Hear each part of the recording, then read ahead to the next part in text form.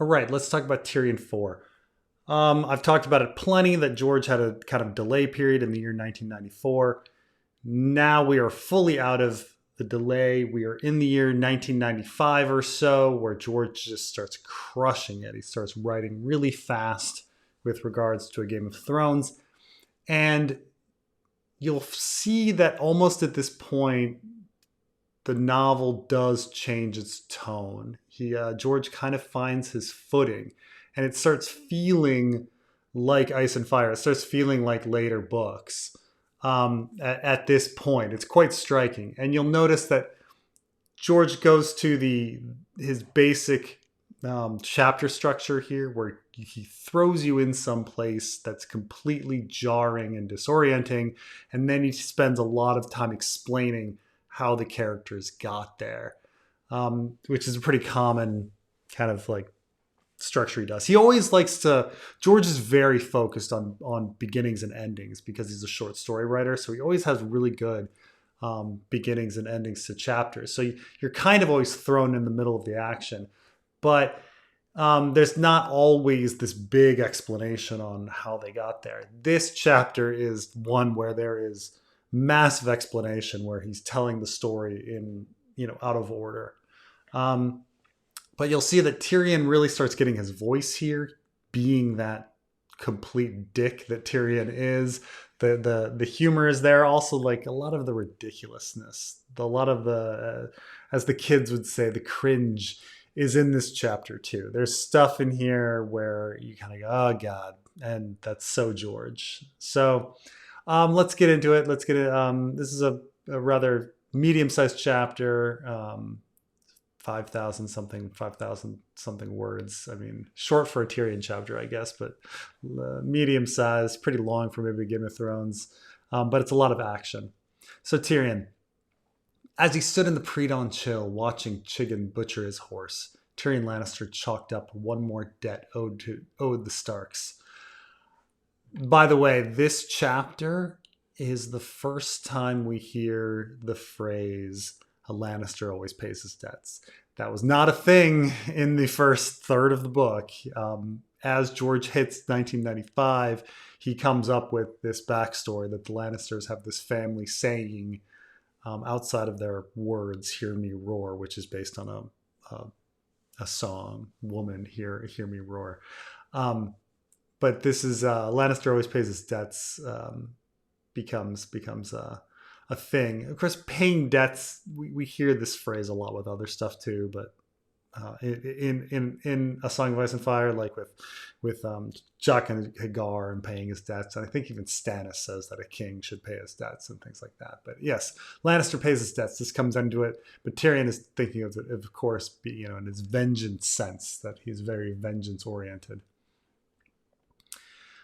Steam rose from inside the carcass when the squat sellsword opened the belly with his skinning knife. His hands moved deftly, with never a wasted cut. The work had to be done quickly, before the stink of blood brought Shadowcats down from the heights. "None of us will go hungry tonight," Bronn said. He was a near shadow himself, bone thin, bone hard, with black eyes and black hair and a stubble of beard. "Some of us may," Tyrion told him. "I'm not fond of eating horse. Particularly my horse." "Meat is meat," Bronn said with a shrug. "The Dothraki like horse more than beef or pork." "Do you take me for a Dothraki?" Tyrion asked sourly. "The Dothraki ate horse, in truth. They also left deformed children out for feral dogs who ran behind their Khalasars." Dothraki custom had scant appeal for him. Of course, Tyrion... This is... I know that George is trying to bring in the Dothraki to try to, keep us remembering that Daenerys is a character. Certainly. But it's a little... Maybe it's supposed to be hypocritical, because we do later establish that Westeros is the kind of society that would throw a character like Tyrion down a well. That they practice, infanticide as well, and yet he's sort of trashing the Dothraki for for participating in infanticide when Westeros probably participates in infanticide as well. But I mean, maybe it's that's meant, but meant to be like that, but be ironic like that. But I mean, before the advent of orphanages by the Catholic Church, which happened probably very late Middle Ages, if not later. I forget when, but I do remember reading it was surprisingly late. People abandoned children all the time and killed children all the time. So yeah, Tyrion being a dwarf, he would, if he weren't highborn, he probably would have been killed, just like the Dothraki leaving deformed children out for feral dogs. Chicken sliced a thin strip of bloody meat off the carcass and held it up for inspection. Want a taste, dwarf? My brother Jaime gave me that mare for my 23rd name day, Tyrion said in a flat voice. Thank him for us, then, if you ever see him again. People always have this weird thing, like, how old is Tyrion? It's later kind of revealed and figured out, but it's hard piecing it together because he seems like he's older than he is, and certainly the show made us think Tyrion is older than he is, but I think he is born in 73, so he is 25 years old at this moment. And then by Dance with Dragons, he gets to 27. But because of Peter Dinklage, you think of him as being older, and because of his wit and the way he carries himself, you think of him being older. But he's kind of a young dude. He's 25.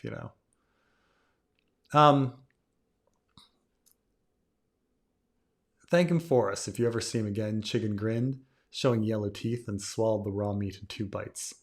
Tastes well bred. Better if you fried up with onions, Bronn put in. Wordlessly, Tyrion limped away. The cold had settled deep in his bones, and his legs were so sore he could scarcely walk. Perhaps his dead mare was the lucky one. He had hours more riding ahead of him, followed by a few mouthfuls of food and a short, cold sleep on hard ground, and another night of the same, and another, and the gods only knew how it would end. I'm surprised we don't hear the mare's name if he's had it for literally 2 years, and he's doing these trips back and forth from Casterly Rock to King's Landing and all the way to the Wall and back. He took his horse. Like, I'm surprised you don't hear the name. Damn her, he muttered as he struggled up the road to rejoin his captors, remembering, damn her and all the Starks. The memory was still bitter. One moment he'd been ordering supper, and an eye blink later he was facing a room of armed men, with Jick reaching for a sword and the fat innkeep shrinking. No swords, not here, please, my lords. Jick is one of his 2 guards that went with him. Tyrion wrenched down Jick's arms hurriedly before he got them both hacked to pieces. Where are your courtesies, Jick?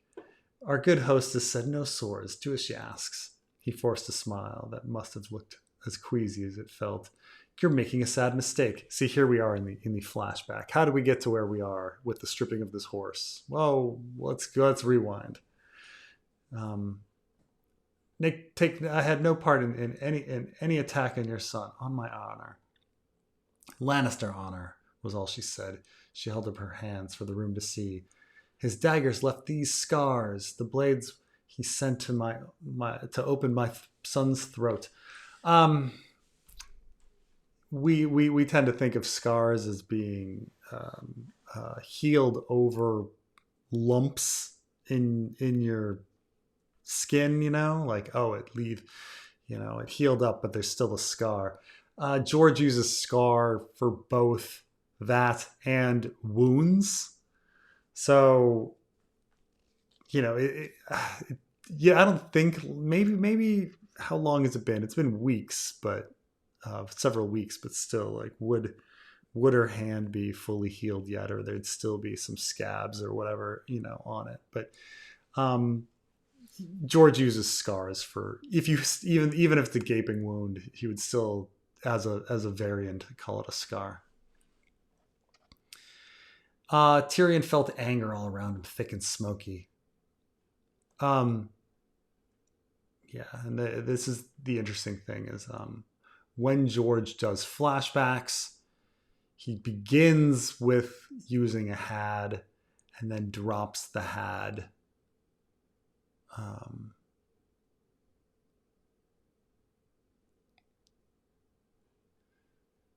See, one moment he had been ordering supper, and a blink of an eye later, he was facing an armed room. So we take ourselves back, and then he goes back into regular tense. Even though you could write that all of this, Tyrion had wrenched down Jick's arm. Lannister honor was all she had said, because we are now in the past. But this is a way that George writes that once he doesn't want to write that many hads. So if he jumps back into a flashback, he'll start using hads at the beginning and then drop them. Kill him hissed some drunken slatterns from the back, and the other voices took up the call, faster than he would have believed. Strangers all, friendly enough only a moment ago, and yet now they cried for his blood like hounds on a trail. Tyrion spoke up loudly, trying to keep the quaver from his voice. If Lady Stark believes I have some crime to answer for, I will go with her and answer for it. It was only a possible course. Trying to cut their way through this was surely invitation to an early grave. A dozen swords had responded to the Starkswoman's plea for help. The Harrenhal man, that's Willis Woad. Even he works for the Wentz. The three Brackens, we're going to meet them later. Which this is the Stooges. The Stooges, a pair of unsavory sellswords who looked as though they'd killed him. They'd killed him as soon as they'd spit. They would kill him. The apostrophe D is for a would, though they would kill him as soon as spit. This is Bronn and Chiggin. And some fool field hands, and doubtless had no idea what they were doing. Against that, what did Tyrion have? A dagger at his belt and 2 men. Jick swung a fair sword enough, but Morak could scarcely count it. He was part groom, part cook, part body servant, and no soldier. As for Yoren, whatever his feelings might have been, the Black Brothers were sworn to take no part in quarrels of the realm. Yoren would do nothing. And indeed, the Black Brothers stepped aside silently when the old knight by Catelyn Stark's side said, "Take their weapons." And the sellsword Bronn stepped forward to pull the sword from Jick's fingers and relieve them all of their daggers. "Good," the old man said, as the tension in the common room ebbed palpably. "Excellent." Tyrion recognized the gruff voice. Winterfell's master-at-arms, shorn of his whiskers. Scarlet-tinged spittle flew from the fat innkeep's mouth as she begged of Catelyn Stark. "Don't kill him here." Don't kill him anywhere," Tyrion urged. "Take him somewhere else. No bloody here, milady. I want no high lordlands quarrels." This question of are the Heddles lords? Are they low lords? Is that a thing? Low lords? We always hear of high lords, but do we hear of low lords? Is it just lords and high lords? Are there low lords? Is she a low lord? But she doesn't speak like a lord. I guess there's low lords. But it's this Heddle lord. Did they used to be lords and it was taken from them because of their participation in the Blackfire rebellions? But none of that is written at this time.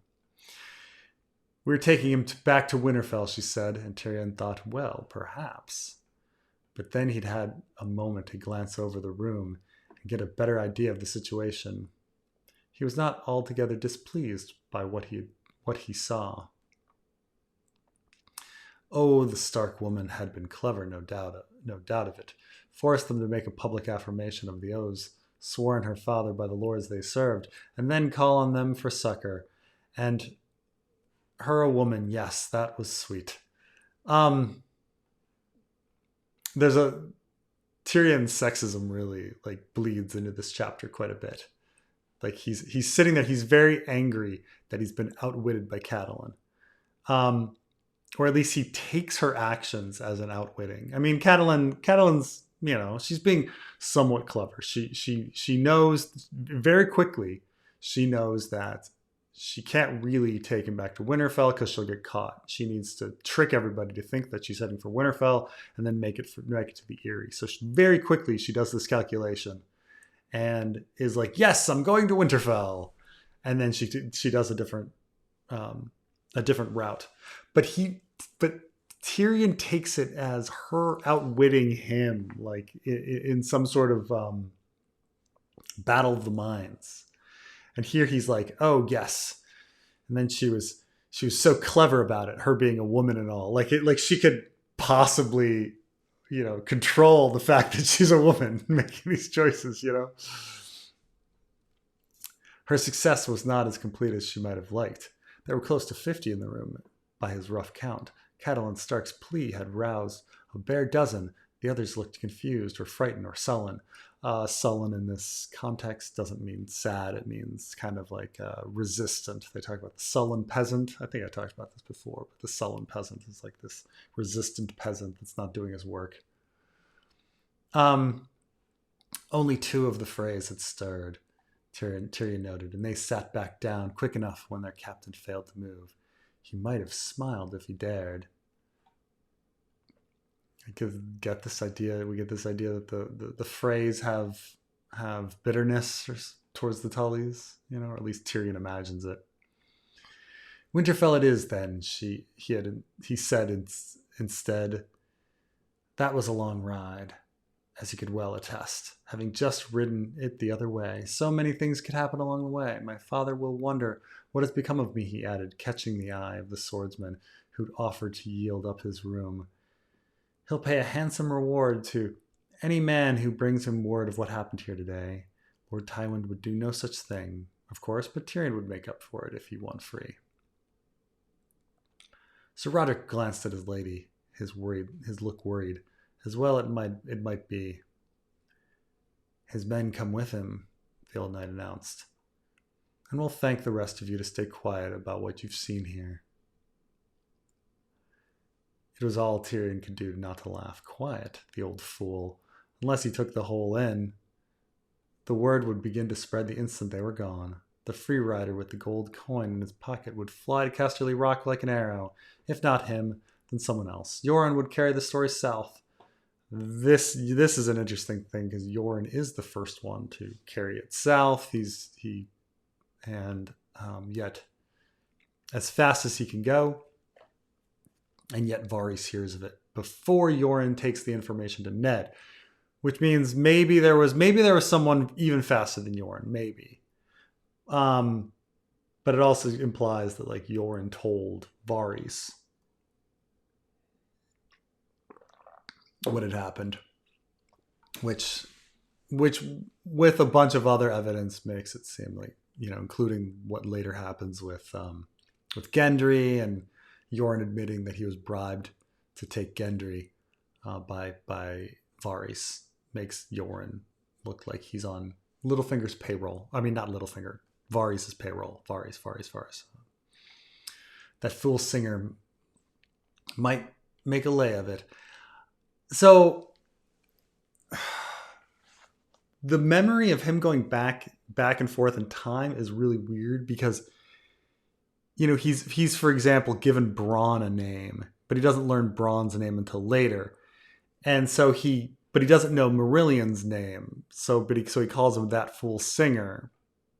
So this odd idea, like in time, and it's a little confusing again how George uses Hads and doesn't use Hads in his flashbacks. But there's definitely a confusing sense of what information he knows that he's putting back in. So, the sellsword Bronn, like he shouldn't know Bronn's name. But if he does know Bronn's name, he should know Marillion's name. But he doesn't put in Marillion's name. And he didn't put in Bronn's name first, right? And it's like, at what point are you taking Tyrion's memories at the time, and at what point are you taking Tyrion reminiscing on the information? It's it's I mean, you can tell George is writing. It's good. It's a great chapter, and it's got a pace, and all of a sudden you're in it. But you can also tell that it's it's something that George is writing fast, because there is just little. I mean, little. I would say, I don't know if sloppy is the right word. It's not sloppy, but it's more. It's more raw. Um, there's not this like precision on like, well, which people are. What am I going to call each of these characters?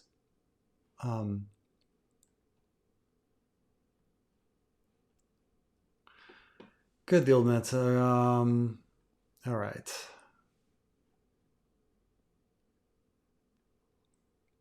Where were we?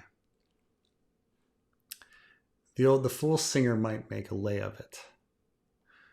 The fray would report back to their lord, and gods only knew what he might do. Nothing. He would do nothing. Lord Walder Frey might be sworn to Riverrun, but he was a cautious man who had lived a long time by making certain he was always on the winning side. At the very least, he would send his birds winging south to King's Landing, and he might well dare more than that. Catelyn Stark wasted no time.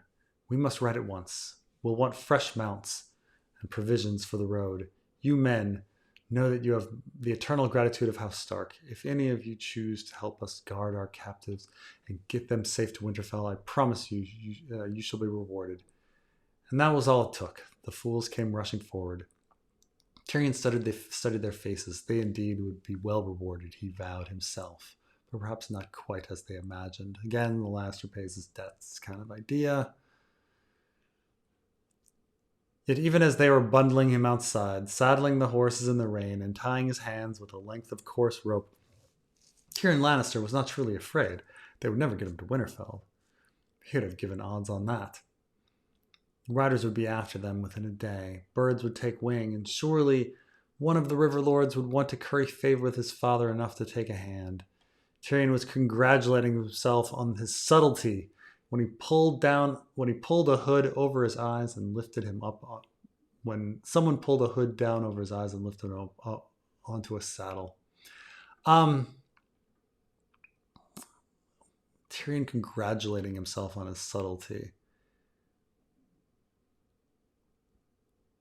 I guess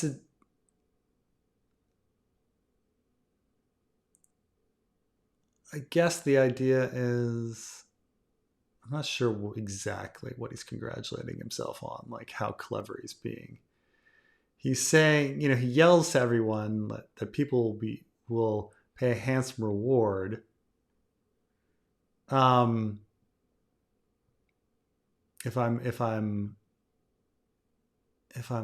alive.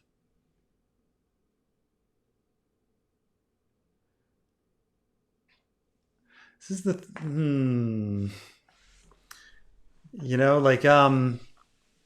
here's this thing. It's like he feels so slighted, like he's been outwitted by Catelyn. But let's walk through it again, and I'm sorry for this because it's just a bit weird. Catelyn essentially says, "You're under arrest," and he says, and everybody's like, "Kill him," and he says, "Well, hold on a second. I'm going to surrender for whatever crime." And then they say, "Okay, well, we're gonna take you back to Winterfell." So she's already cleverly lying and saying that they're going to Winterfell loudly so that everyone will think that. And then Tyrion says, "My father will wonder what became of me." And so Roderick's like, "Well, everyone needs to stay quiet." And then that's about it. Like,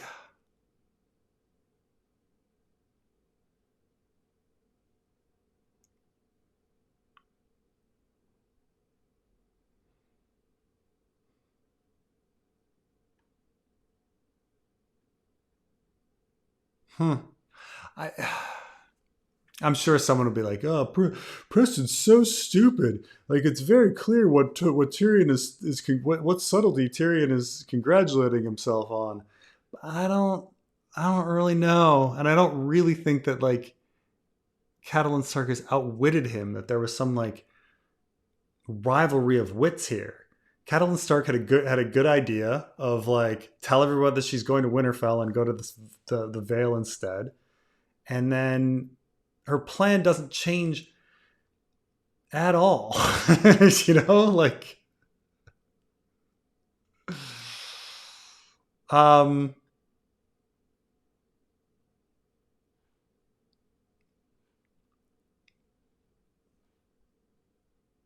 except except in the sense that he's like, oh, my father will pay handsomely. So he's thinking that word will spread that things were going to get that they wanted it to be quiet, but he somehow made it that it would be allowed, but it was going to be loud anyway.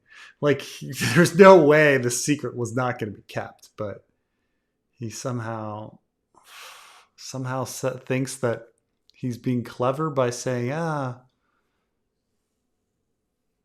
well. Um, They set out through the rain at a hard gallop, and before long Tyrion's thighs were cramped and aching, and his butt throbbed with pain. And even when they were safely away from the inn, Catelyn slowed to a trot. It was a miserable pounding journey over the rough ground, made worse by his blindness. Every twist and turn, and the danger of falling off his horse. His hood muffled sound, so he could not make out what was being said around him. The rain soaked through the cloth and make it cling to his face until even breathing was a struggle. The rope chafed his wrists raw and seemed to grow tighter as the night wore on. I was about to settle down to a warm fire and a roast fowl. The wretched singer had to open his mouth, he thought mournfully. The wretched singer, again, like it's so weird that like he doesn't know Marillion's name, but he knows Bronn's name. The wretched singer had come along with them. There's a great song to be made from this, and I'm the one to make it, he told Catelyn when he announced his intention of riding with them to see how this splendid adventure turned out. Tyrion wondered whether the boy would think the adventure quite so splendid once the Lannisters caught up with them. What Lannister riders caught up with them. The rain had finally stopped, and dawn light was seeping through the wet cloth over his eyes when Catelyn Stark gave the command to dismount. Rough hands pulled him down from his horse, untied his wrists, and yanked the hood off his head. When he saw the narrow, stony road, the foothills rising high and the wild all around him, the jagged snow-capped peaks off in the distant horizon, all the hope went out of him in a rush. This is the high road, he gasped, looking at Lady Stark with accusation. The eastern road. You said you were riding for Winterfell. Catelyn Stark favored him with the faintest of smiles. Often and loudly, she agreed. No doubt your friends will ride that way when they come after us. I wish them good speed. Even now, long days later, the memory filled him with a bitter rage. So, all right, I understand what George is trying to write here, but he messes up. I mean, he messes up with the order because had they been captured and then Tyrion is first to say, hey, everybody, like you can, my father will pay handsomely for me. And then Catelyn says, we're heading for Winterfell. That would be one thing. But that's not what happened. The order is reversed. She says they're taking them to Winterfell from the start, like from the start. And then Tyrion says, well, my father will pay handsomely for me. And then Lannister riders will be after him. As if he's remembering it like she countered his action, and that's not the case. She had an action, and he did an action that was insufficient. So there was no like rivalry here or her outwitting him. Like he never he never had a shot because she always had the plan to bring him to the Vale from the beginning. Um uh, all his life, Tyrion had prided himself on his cunning, the only gift the gods had seen fit to give him, and yet the 7 times damned she-wolf Catelyn Stark had outwitted him at every turn. The knowledge was more galling than the bare fact of his abduction. I mean, she didn't. This is the thing: is she was being clever, but she wasn't being clever to. She doesn't outwit him. She doesn't use her cleverness to to outplay Tyrion. She makes a play all by herself, unrelated to Tyrion, and Tyrion does something that's insufficient. Now, maybe George is like just specifically writing that Tyrion is not as smart as he thinks he is, and he is you know angry and sexist and bitter and all the sorts of things. But it's a little weird, right? Like it wasn't had they just changed the order, had he announced to people that wherever she's taking him, the Lannisters will pay for that information. And then she says, well, we're heading to Winterfell. Then she's outplaying him, but they're not in the same game. That's anyway, I'm sure people will be angry at me about this. Anything that like bugs me, people are just like, how dare Preston get hung up over this? They stopped only as long as it took to feed and water the horses, and then they were off again. This time Tyrion was spared the hood. This is a bit why I say this chapter is raw. I do think it's an excellent, exciting chapter, but it's raw in the sense that the tenses are all weird. His flashbacks are weird. The outwitting is weird. The names of people. It's just odd. This time Tyrion was spared the hood. After the second night, they no longer bound his hands, and once they had gained the heights, they scarcely bothered to guard him at all. It seemed they did not fear his escape, and why should they? Up here the land was harsh and wild, and the high road little more than a stony track. If he did run, how far could he hope to go, alone without provisions? The Shadowcats would make a morsel of him, and the clans that dealt in the mountain fastnesses were brigands and murderers who bowed to no law but the sword. I always found the Vale very interesting. That the Vale is the only place where we sort of hear about wildlings south of the wall. Even the mountain clans of the north are part of the north. Even Skigosi are part of the north. We don't hear about any other sort of just little pockets of resistance, pockets of uncivilized people, except here in the Vale.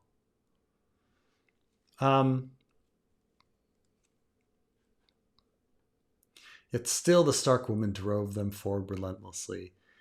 He knew he knew where they were bound. He had known it since the moment they pulled off his hood. These mountains were the domain of House Aaron, and the late Hand's widow was a Tully, Catelyn Stark's sister, and no friend to the Lannisters. Tyrion had known the Lady Lysa slightly during her years at King's Landing and did not look forward to renewing the acquaintance. This again gets back to our little mystery of where Tyrion lived. Did he live in Casterly Rock? Did he live in King's Landing? Was he part of the court, or did he live in Casterly Rock, or did he live at court in King's Landing and visit there frequently for all of those tourneys? He seems to know Littlefinger and Renly, as he bets with them and all of that, but he only knows Lady Lysa slightly, which is hard to believe. It's hard to believe that he would know her slightly no matter where he lives, because when Tyrion would go into King's Landing, he would be part of dinners, and the Hand is going to be there, and the Hand's wife is going to be there, and so the Queen's brother is going to be there as an honored guest. So the fact that they both be honored guests, like sitting at the dais, probably occasionally sitting at the dais next to each other at various times, he would definitely know her more than slightly over the years, considering like how many years it's been.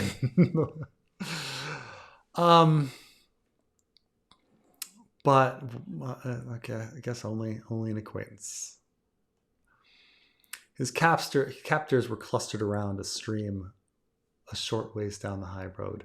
The horses had drunk their fill of the icy cold water and were grazing on clumps of brown grass that grew from clefts in the rock. Jick and Morak huddled close, sullen and miserable. This sullen is sad, as opposed to the other sullen. Mohor stood over them, leaning on his spear and wearing a rounded iron cap that made him look as if he had a bowl on his head. So this is one of those cringy George moments. Mohor is he's supposed to be one of the Three Stooges, Larry, Curly, and Moe. Moe being the one with the bowl haircut. And so here he is, a guy with a rounded iron cap that looks like a bowl on his head, just like Moe from the Three Stooges. That's Mohor. I mean, everybody later, gets on George's case about the Muppets and things like that, but he had already been doing this. All right, Larry, Curly, and Moe are here in this chapter the whole time. From the beginning, George has been doing this shit. Nearby, Marillion the singer sat oiling his wood harp, complaining of what the damp was doing to the strings. We must have some rest, my lady, the hedge knight Sir Willis Woad was saying. Hedge knight being this sort of, George says he does find it mainly the term hedge in mainly Irish literature, but it's usually for things like a hedge wizard or a hedge nurse. This idea of these people wandering from place to place. We're given a hedge teacher, freelance, sleeping under the hedges, but he puts it on nights, and thus we get the hedge knight. The hedge knight, Sir Willis Woad, was saying to Catelyn Stark as Tyrion approached. So Willis Woad's still alive somewhere. Off in the story, we're not sure where. He was Lady Went's man, stiff-necked and stolid, and first to rise to aid Catelyn Stark back at the inn. Sir Willis speaks truly, my lady, Sir Roderick said. This is the third horse we've lost. We will lose more than horses if we're overtaken by the Lannisters, she reminded them. Her face was wind-burnt and gaunt, but it had lost none of its determination. Small chance of that here, Tyrion put in. The lady did not ask for your views, dwarf, snapped Curliquet. There's Curly from the Three Stooges. A great fat oaf with short cropped hair and a pig's face. Yep, that's Curly. He was one of the Brackens, a man-at-arms in service of Lord Jonas. Tyrion had made a special effort to learn all of their names so he might thank them later for their tender treatment of him. A Lannister always paid his debts. There it is. First time it's used. Curliquet would learn that someday, as would his friends Larys and Mohor. There it is. Larry, Curly, and Moe. And the good Sir Willis, and the sellswords Bronn and Chiggin. He planned an especially sharp lesson for Marillion, him of the wood harp and his sweet tenor voice, who was struggling so manfully to rhyme imp with gimp and limp, so he could make a song of this outrage. Let him speak, Lady Stark commanded. Tyrion Lannister seated himself on a rock. By now, our pursuit is likely racing across the neck, chasing your lie up the King's Road, assuming there is a pursuit, which is by no means certain. Chasing all the way to the neck. George isn't quite again. Tyrion raced down from Winterfell to here, to the night of the inn at the crossroads with just jetpack speed. I mean, it was just insane speed. But the idea that someone would be all the way at the neck, I don't know.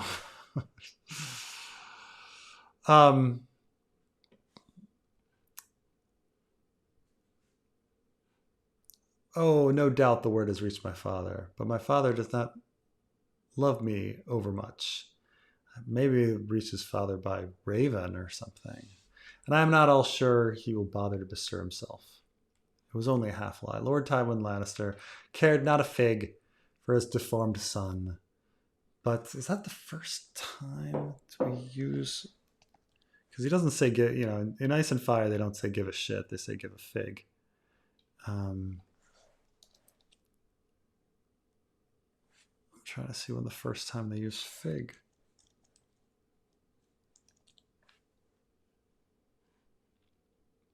This is the first time they use fig.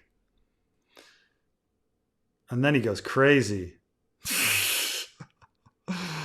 Oh my. Oh, that's interesting.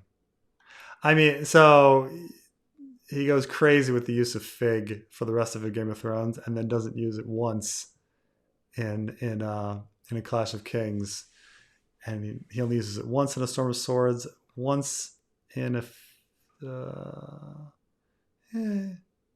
use it a couple times in A Feast for Crows, a few times, and he falls in love with it, falls out of love with it, and falls back in love with it.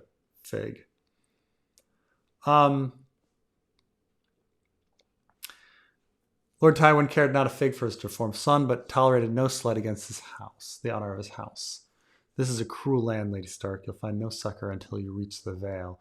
And each mount you lose burdens all the others more. Worse, you risk losing me. I'm small and not strong, and if I die, then what's the point? That was no lie at all. Tyrion did not know how much longer he would endure this pace. And this is the big thing where Tyrion, Catelyn gets a lot of hatred from the fandom for starting the war because she kidnaps Tyrion. But, based on the information she had, and keep in mind, she's trying to put him on trial to get information, to find the truth. Had Tyrion confessed, it would be a very different story. Had Tywin been a normal, loving father who cared for his son as a hostage, it would be a very different story. Had Ned been hand when the news broke versus having quit and then been injured, it would be a very different story. Not that Catelyn doesn't make weird mistakes, like why she didn't go to Riverrun and to contact her father, why she's heading home over land rather than by sea. A lot of ridiculous things. But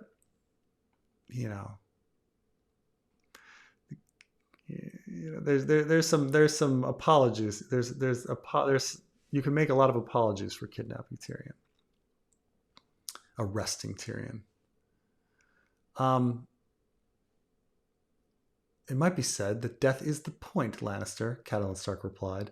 I think not, Tyrion said. If you want to be dead, you had only to say the word, and one of these staunch friends of yours would be gladly to have given me a red smile. He looked at Curly Cat, but the man was too dim to taste the mockery. The Starks do not murder men in their beds. Nor do I, he said. I tell you again, I had no part in the attempt to kill your son. The assassin was armed with your dagger. Tyrion felt the heat rise in him. It was not my dagger, he insisted. How many times must I swear to that, Lady Stark? Whatever you may believe of me, I'm not a stupid man. Only a fool would arm a common footpad with his own blade. And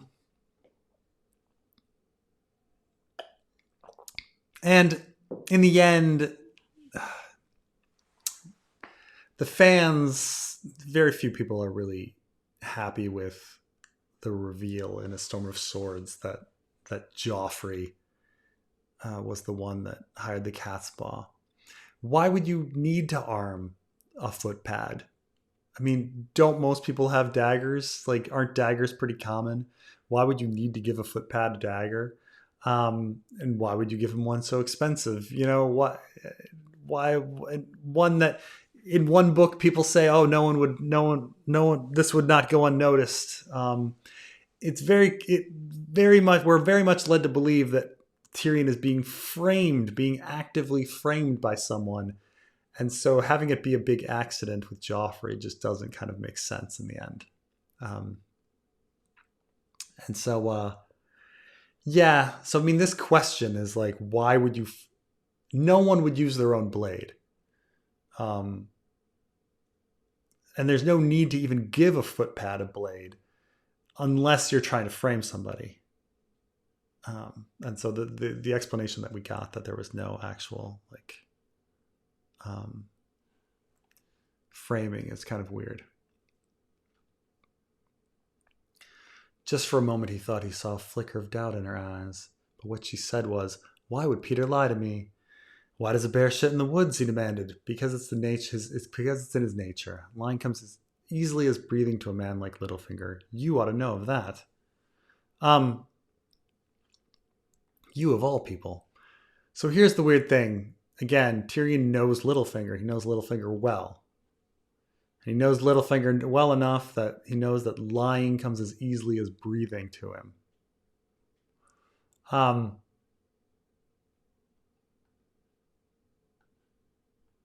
let's keep in mind that, does King Robert know that about Littlefinger? Does King Robert think that lying comes as easily as breathing?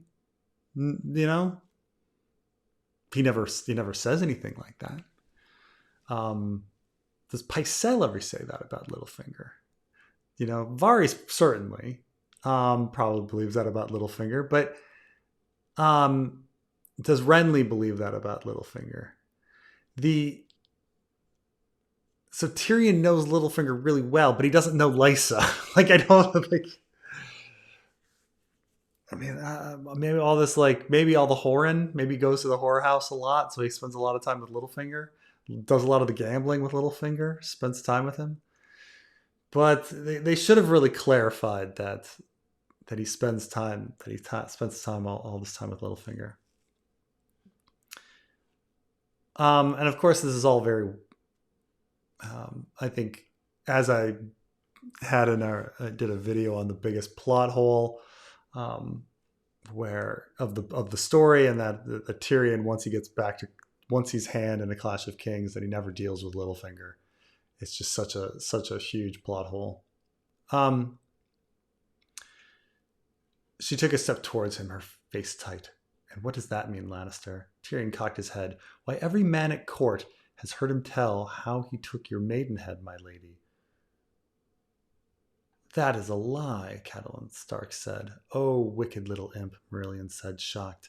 Curliquet drew his dirk, a vicious piece of black iron. "At your word, milady, I'll toss his lying tongue at your feet." His pig eyes were wet with excitement at the prospect. Catelyn Stark stared at Tyrion with the coldness on her face, as he had never seen. "Peter Baelish loved me once. He was only a boy. His passion was a tragedy for us all, but it was real and pure, and nothing to be made a mock of. He wanted my hand. That is the truth of the matter. You are truly an evil man, Lannister. And you are truly a fool, Lady Stark. Littlefinger has never loved anyone but Littlefinger." See, he really knows Littlefinger. "And I promise you that it is not your hand he boasts of. It's those ripe breasts of yours, and that sweet mouth, and the heat between your legs." Oh, after five children, she has ripe breasts. Oh. Curliquet grabbed a handful of hair and yanked his head back in a hard jerk, baring his throat.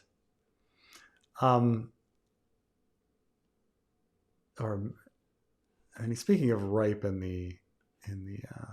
the present here, as opposed to the ripeness of the ripe breasts she had, "Shall I bleed him, my lady?" Tyrion felt the cold kiss of steel beneath his chin. Shall I bleed him, my lady? Kill him and the truth dies with me, Tyrion gasped. Let him talk, Catelyn Stark commanded. Curly-Cat let go of Tyrion's hair reluctantly. Tyrion took a deep breath. How did Littlefinger tell you I came by this dagger of his? Answer me that. You won it from him in a wager during the tourney on Prince Joffrey's name day. When my brother Jaime was on a horse by the Night of Flowers. That was his story, no? It was, she admitted. A line creased her brow. Riders. She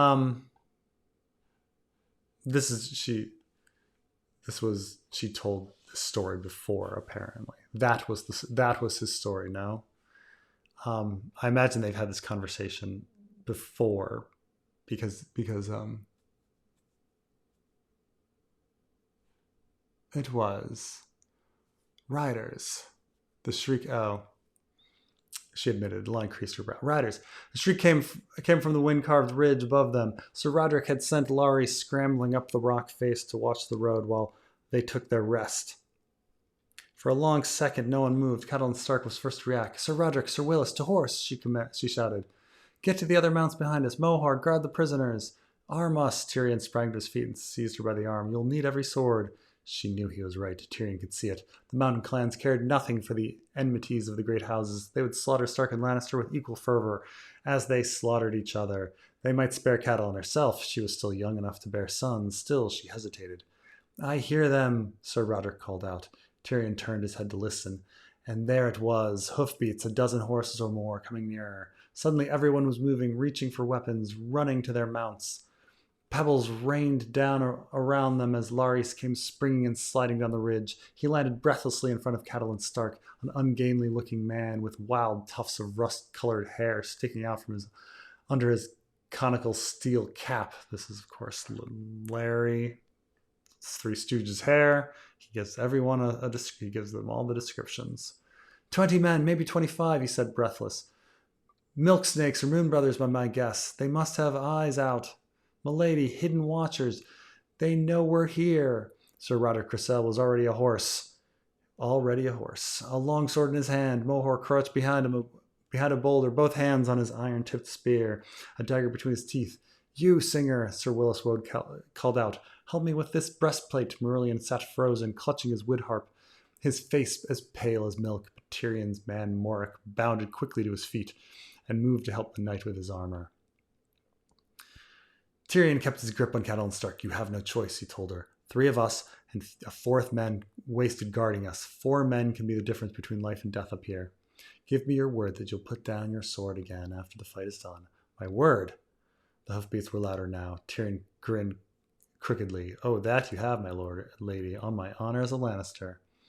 For a moment he thought she would spit at him, but instead she snapped, arm them. And as quick as that, she was pulling away. Sir Roderick tossed Jick his sword and scabbard and wheeled to meet the foe. Morrick helped himself to a bow and quiver and went to one knee beside the road. He was a better archer than swordsman. And Bronn rode up to offer Tyrion a double-bladed axe.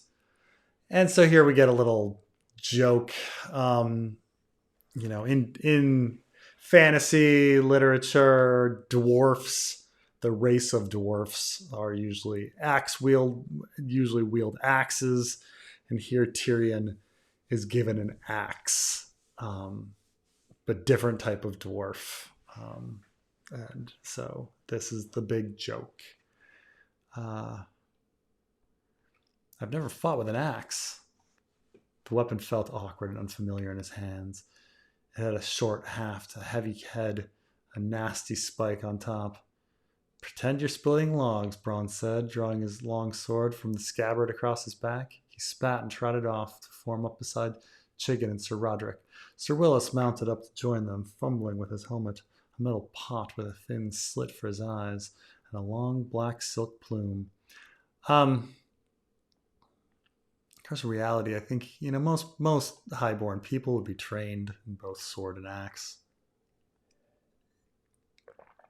Granted, Tyrion was never off to be trained with a knight, but you'd think on occasion they would still have training. But who knows?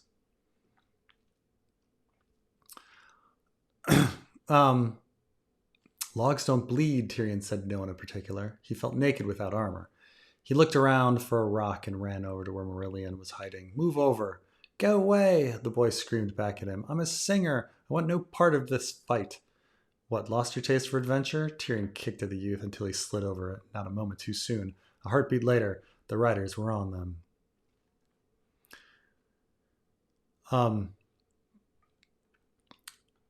In battle, George uses things like uses a heartbeat later a lot, to say, "Oh, quickly something happened. Quickly something happened. A heartbeat later." There were no heralds, no banners, no horns, no drums, only a twang of bowstrings and Morek and Laris let fly. And suddenly the clansmen came thundering down out of the dawn. Oh, it's still dawn after all of that arguing?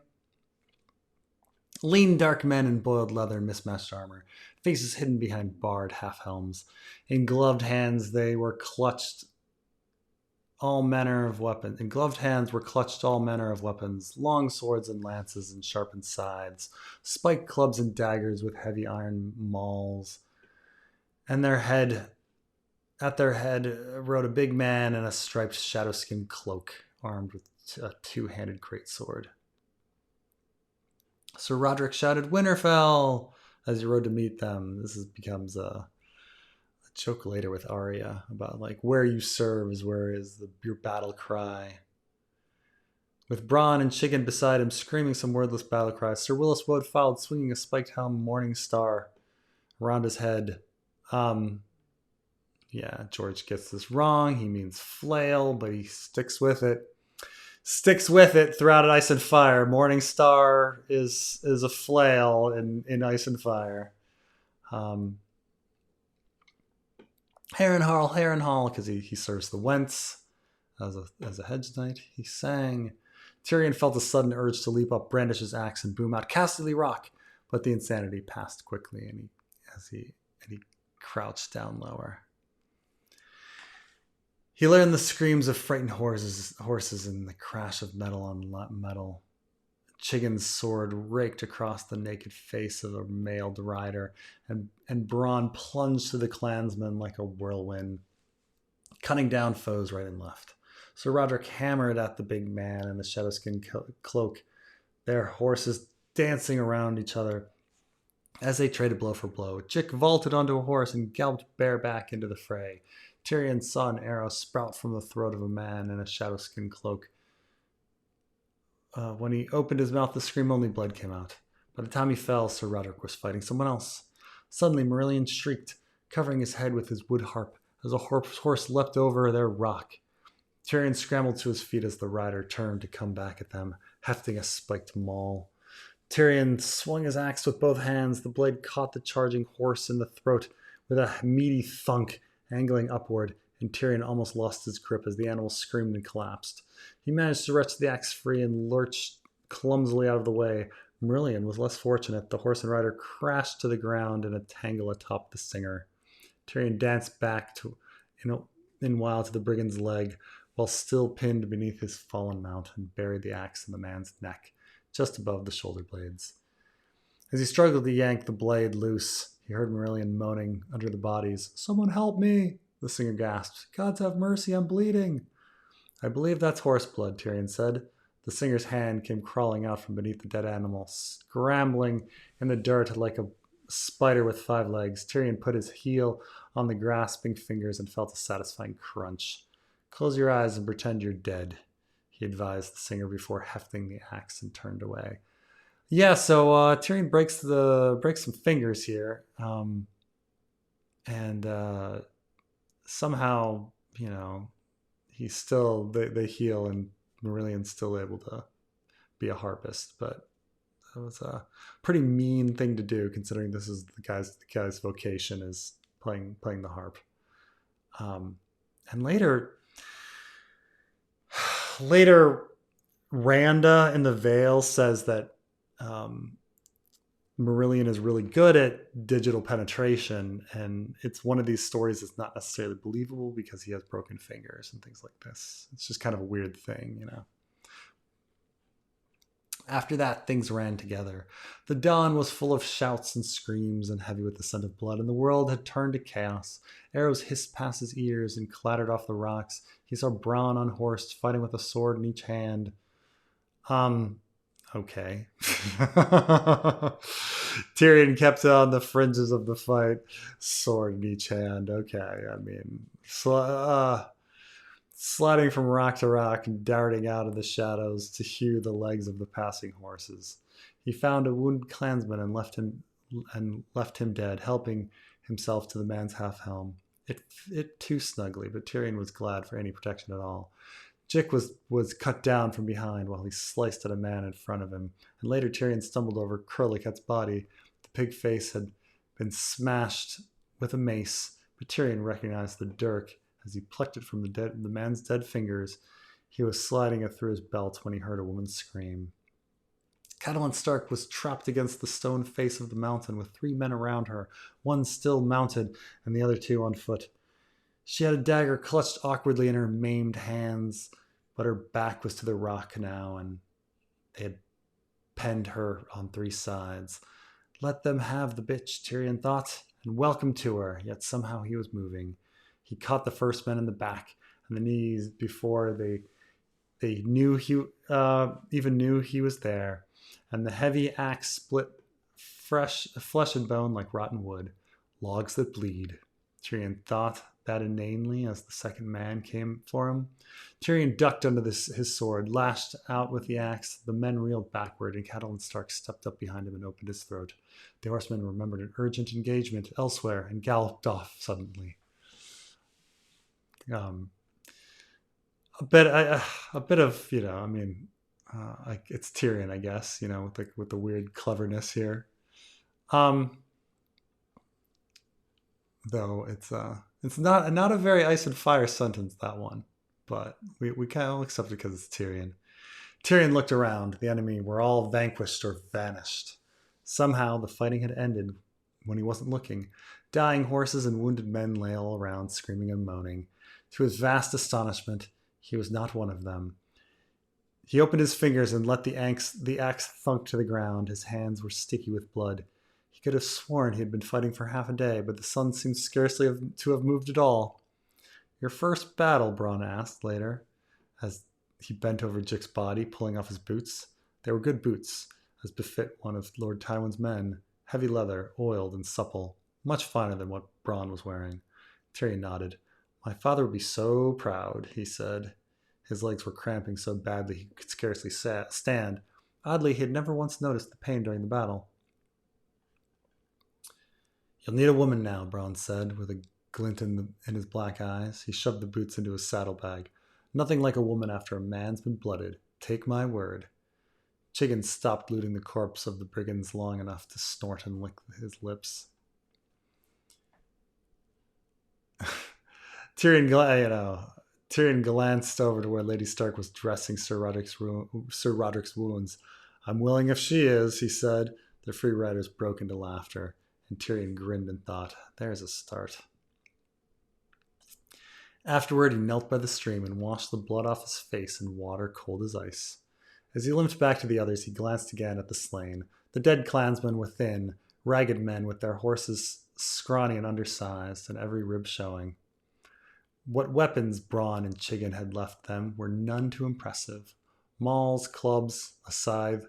He remembered the big man in the shadowskin cloak who had dueled Sir Roderick with a 2-handed greatsword. When he found his corpse sprawled on the stony ground, the man was not so big after all. The cloak was gone, and Tyrion saw that the blade was badly notched, its cheap steel spotted with rust. Small wonder the clansmen had left 9 bodies on the ground. This poor arming of the clansmen does come back, so this is interesting. We see it as foreshadowing, but yes, this comes back. They only had 3 dead, 2 of Lord Bracken's men-at-arms, Curlicut and Mohor, and his own men, Jick, who had made such a bold show with his bareback charge. A fool to the end, Tyrion thought. Lady Stark, I urge you to press on with all haste, Sir Willis Woad said, his eyes scanning the ridgetop warily through the slit of his helm. We drove them off for the moment, but they will not have gone far. We must bury our dead, Sir Willis, she said. These were brave men. I will not leave them to the crows and shadowcats. The soil is too stony for digging, Sir Willis said. Then we shall gather stones for cairns. I'm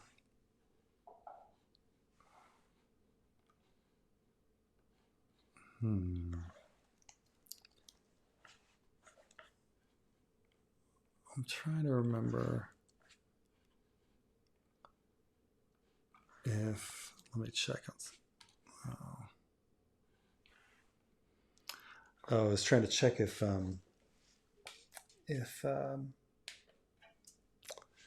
I always use I did a lot of hiking when I was young, so I always used cairns as this. Why is my keyboard? I'm trying to get my keyboard to work here. That's the problem here. My keyboard is just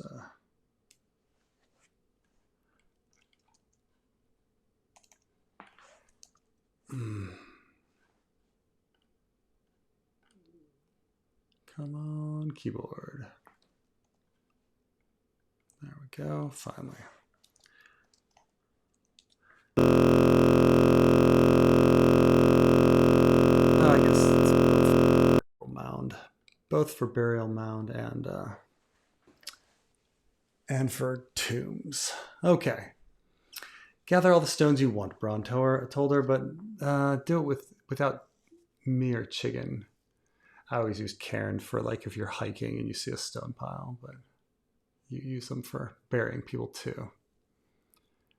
I've better things to do than pile rocks on dead men. Breathing for one. He looked over to the rest of the survivors. Any of you hope to be alive come nightfall? Ride with us.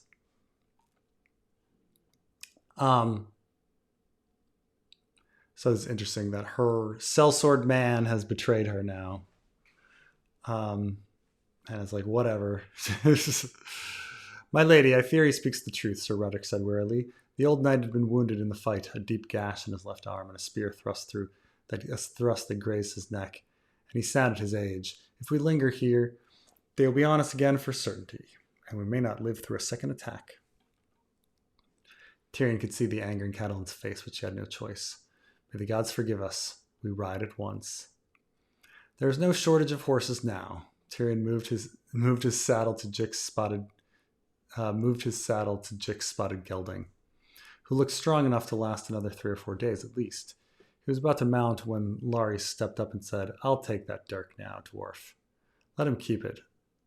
Catelyn Stark looked down from her horse and see that he has his axe back as well. We may have need of it if we are attacked again. You have my thanks, lady, Tyrion said, mounting up. Save them, she said curtly. I trust you no more than I did before. She was gone before he could frame a reply. So we sort of see that this is kind of a repeat of what happened with Jon. That if you remember, Jon and Tyrion didn't like each other, and then they had sort of an action scene, and then the relationship is better at the end of it. Obviously, much better with Jon. Here, she's trying to say it's better, but there's still a long way to go. Is the idea? But Tyrion has the scene. It's not really the most logical scene where, all of a sudden Ghost attacks him, and then after Ghost attacks him, suddenly they're buddies. It's kind of weird. This is more they're fighting on the same side. So this one it's more logical that they suddenly feel goodwill towards each other, or more goodwill towards each other, because obviously they're not there yet. But it's kind of the same thing again, right? Like it's a parallel scene with Jon and Tyrion with Jon, and then Tyrion with Catelyn.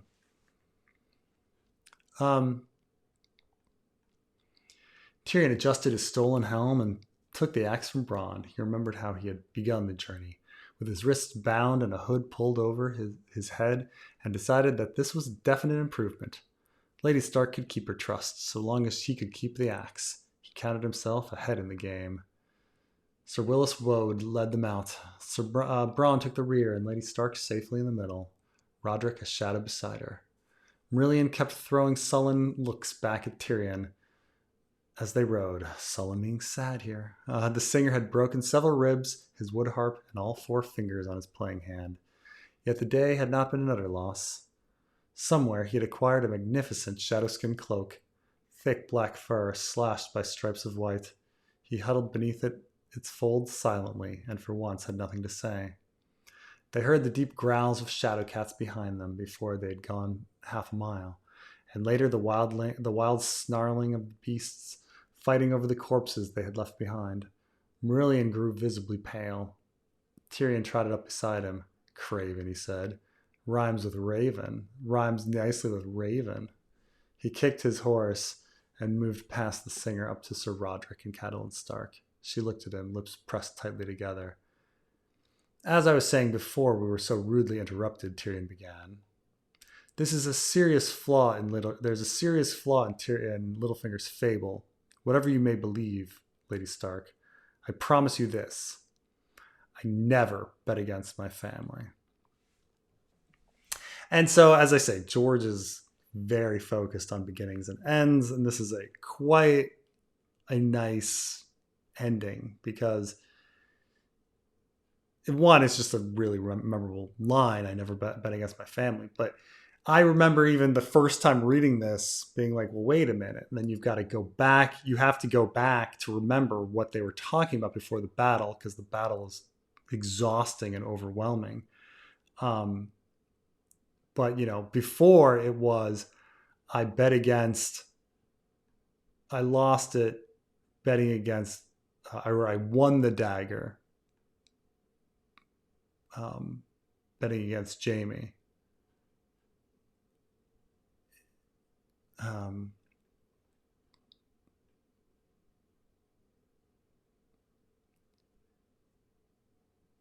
It's quite a long ways considering how long that battle was.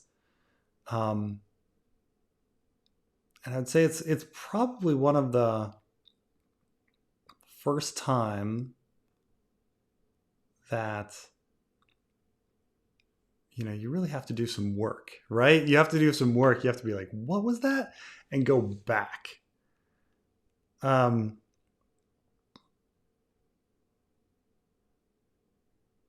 Right? You won it from him in a wager during the tourney. When my brother Jaime was unhorsed by the Knight of Flowers. Was that the story? No, it was. I never bet against my family. So you have to read this line and figure out who's betting on whom here. Meaning that you have to be okay, he won it in a wager when the Knight of Flowers, when Jaime was unhorsed by the Knight of Flowers. So you have to interpret it as, Tyrion was betting on the Knight of Flowers and Littlefinger on Jaime. And then he says, I never bet against my family, which is a logical kind of statement. And you got to do some work and go back. It's a very good ending to this to the chapter, and very memorable. One of the better lines in the right. It's just one of those lines you just kind of remember. But yeah, he was so. As I say, this is a great chapter, but as I say, it is a raw chapter. There's so much. I almost feel like I almost feel like it's a first draft because there's a lot of little things he reuses the same adjectives over and over again in this chapter. It's just something that he normally doesn't do. He usually is very careful not to use an adjective more than one time, the same one, using sullen so much over and over again. the Larry, Curly, and Moe just not being that interesting or funny. The flashback and who's given whose name in time and everything. There's a lot of sloppiness, not sloppiness, but rawness to the chapter, like as if it's a first draft. But it's really, really good, really exciting chapter, and you can just tell it's kind of in this whole different writing style. Anyway, a chapter I love, but again, I just point out that there are a lot of weird flaws to it. It was You could tell that it was written fast, and he didn't really go back to edit it, because we're in the boom period. We're just going forward. He's just writing now, and he's not thinking about it, like rereading and rewriting something and being stuck over and over. He's just going. And so this is what we get when George just writes a raw chapter, rough and raw, but it's pretty good. And Tyrion isn't nearly as clever in this and witty as he normally is, right? When we get to like Dance of the Dragons, where every single thing he says has to be some absolutely clever thing, you know? He has a couple jokes, but it's nothing. It's not over the top Tyrion. So anyway, a fascinating little chapter. But I will see you guys next time. Thanks for watching.